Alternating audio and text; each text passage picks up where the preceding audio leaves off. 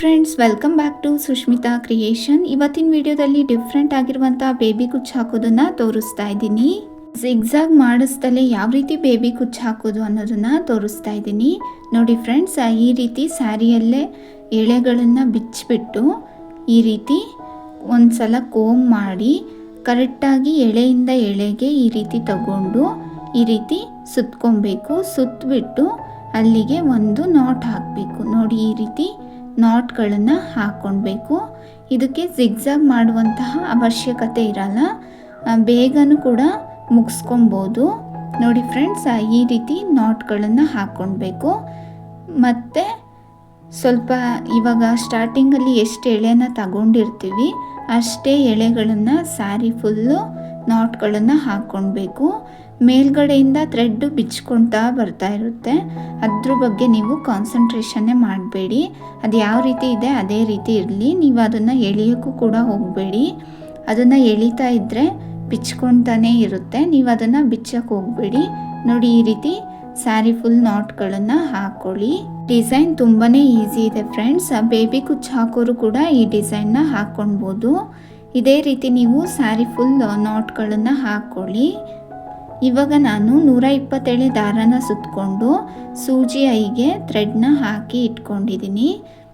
ನಿಮಗೆ ಬೇಬಿ ಕುಚ್ಚಿಗೆ ಯಾವ ರೀತಿ ದಾರ ಸುತ್ತೋದು ಗೊತ್ತಿಲ್ಲ ಅಂತ ಹೇಳಿದ್ರೆ ನನಗೆ ಕಮೆಂಟ್ ಮಾಡಿ. ನಾನು ಯಾವ ರೀತಿ ಸುತ್ತೋದು ಅಂತ ಹೇಳಿಬಿಟ್ಟು ಯೂಟ್ಯೂಬ್ ಚಾನಲಲ್ಲಿ ವಿಡಿಯೋನ ಅಪ್ಲೋಡ್ ಮಾಡ್ತೀನಿ.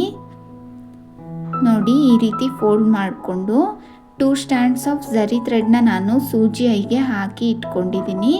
ಇವಾಗ ಇದನ್ನು 3 to 4 ಟೈಮ್ಸ್ ಸುತ್ಕೊಬೇಕು. ಇದೇ ರೀತಿ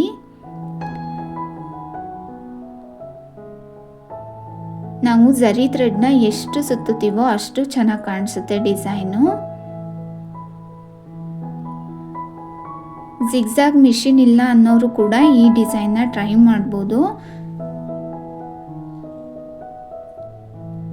ಹೊಸಬ್ರು ನನ್ನ ಚಾನಲ್ನ ನೋಡ್ತಾ ಇದ್ದರೆ ಪ್ಲೀಸ್ ಸಬ್ಸ್ಕ್ರೈಬ್ ಮಾಡ್ಕೊಳ್ಳಿ ಆ್ಯಂಡ್ ಸಪೋರ್ಟ್ ಮಾಡಿ.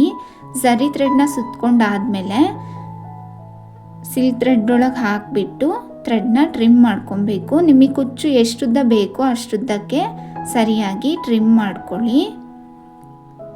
ನಾನು ಸ್ವಲ್ಪ ಶಾರ್ಟಾಗಿ ಇರಲಿ ಅಂತ ಹೇಳಿಬಿಟ್ಟು ಶಾರ್ಟಾಗೆ ಟ್ರಿಮ್ ಮಾಡ್ಕೊತಾ ಇದ್ದೀನಿ. ನೋಡಿ ಫ್ರೆಂಡ್ಸ್, ಎಷ್ಟು ಚೆನ್ನಾಗಿ ಬಂದಿದೆ.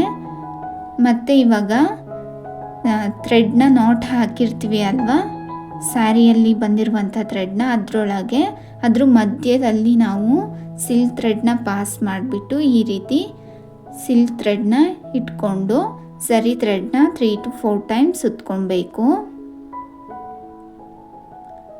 ಸುತ್ಕೊಂಡಾದಮೇಲೆ 3 to 4 ಟೈಮ್ಸ್ ಕರೆಕ್ಟಾಗಿ ಸುತ್ಕೊಳ್ಳಿ ಫ್ರೆಂಡ್ಸ್.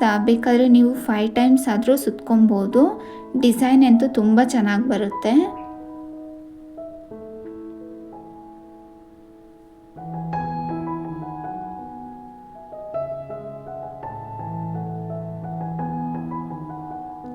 ಇವಾಗ ಝರಿ ಥ್ರೆಡ್ನ ಸಿಲ್ಕ್ ಥ್ರೆಡ್ ಒಳಗೆ ಹಾಕಿಬಿಟ್ಟು ಟ್ರಿಮ್ ಮಾಡ್ಕೊಬೇಕು. ನಿಮಗೆ ಕುಚ್ಚು ಎಷ್ಟುದ್ದ ಬೇಕೋ ಅಷ್ಟುದ್ದಕ್ಕೆ ಸರಿಯಾಗಿ ಟ್ರಿಮ್ ಮಾಡ್ಕೊಳ್ಳಿ.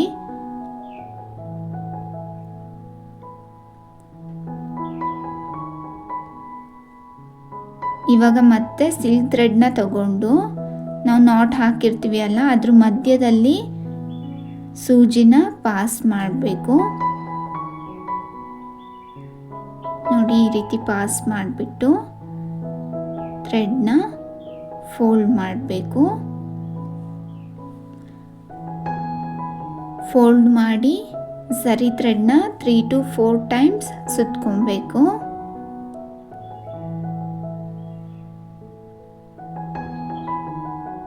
ತುಂಬ ಜನದ ಹತ್ರ ಜಿಗ್ಜಾಗ್ ಮೆಷಿನ್ ಇರಲ್ಲ ಕುಚ್ಚು ಹಾಕೋರ ಹತ್ರ. ಅವರು ಈ ರೀತಿ ಡಿಸೈನ್ಗಳನ್ನು ಬೇಕಾದರೂ ಹಾಕ್ಬೋದು. ಈ ಡಿಸೈನಿಂದು ಪ್ರೈಸ್ ಡೀಟೇಲ್ಸ್ ಬೇಕಾದರೆ ನನಗೆ ಕಮೆಂಟ್ ಮಾಡಿ, ನಾನು ಖಂಡಿತ ರಿಪ್ಲೈ ಮಾಡ್ತೀನಿ. ಝರಿ ಥ್ರೆಡ್ನ ಸಿಲ್ಕ್ ಥ್ರೆಡ್ ಒಳಗೆ ಹಾಕಿಬಿಟ್ಟು ಟ್ರಿಮ್ ಮಾಡ್ಕೊಬೇಕು.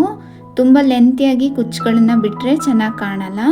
ಈ ವಿಡಿಯೋ ಇಷ್ಟ ಆದರೆ ಲೈಕ್ ಮಾಡಿ, ಶೇರ್ ಮಾಡಿ, ಕಮೆಂಟ್ ಮಾಡಿ ಆ್ಯಂಡ್ ಸಬ್ಸ್ಕ್ರೈಬ್ ಮಾಡೋದನ್ನು ಮರಿಬೇಡಿ. Thank you for watching.